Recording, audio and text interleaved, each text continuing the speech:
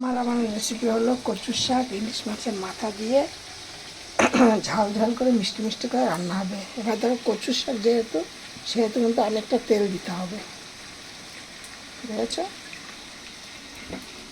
এবার এর মধ্যে আমি ফোড়ন দেবো।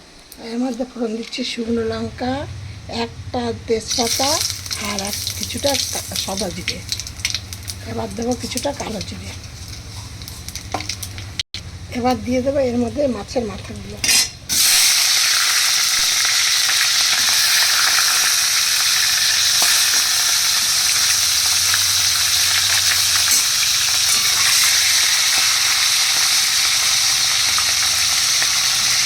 এখানে কচু শাকটা যখন আমি সেদ্ধ করে নিয়েছি তখন একটু নুন দিয়েছি আর একটু লেবুর রস দিয়েছি। লেবুর রসটা দেওয়ার কারণ হলো যদি গলা চুলকায় ওই জন্য আমি একটু লেবুর রস দিয়েছি। এই যে অর্ধেকটা, একটু বলতে অর্ধেকটা লেবুর রস দিয়েছি দিয়ে এবার এইখানে দেখো আমি যে আমার মাথা দুটো আমার ভাজা হয়ে যাচ্ছে।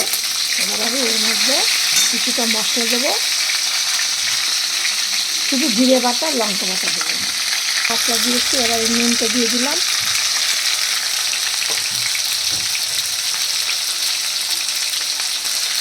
আর কিছুটা হলুদ দিয়ে দিলাম।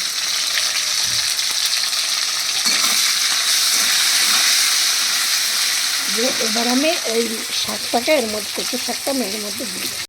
এবার দিচ্ছি চিনি দিয়ে। এবার তোমরা যে যেমন নুন ঝাল মিষ্টি খাও সেই হিসাবে দেবে। এবার আমি আমার হিসাবে দিলাম।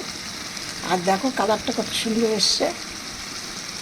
তোমরা কিন্তু আমার এই রেসিপিটা দেখে একটা সাবস্ক্রাইব করো, আর কেমন লাগছে মানে রান্নার রেসিপিটা সেটা একটা শেয়ার করো, কমেন্ট করো। দেখো কেমন হচ্ছে,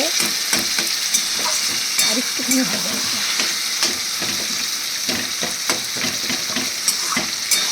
ঝাল কিন্তু আমি খুব কম দেই, কিন্তু তেলও কম দিই, কিন্তু আজ এটা কচুর শাক বলে একটুখানি তেলটা কম দিয়েছি।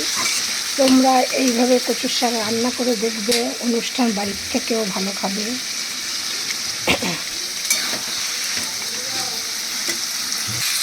এখন চাম্পা রেসিপি হাউস থেকে ভিডিওটিকে রেসিপিটি শেয়ার করলাম।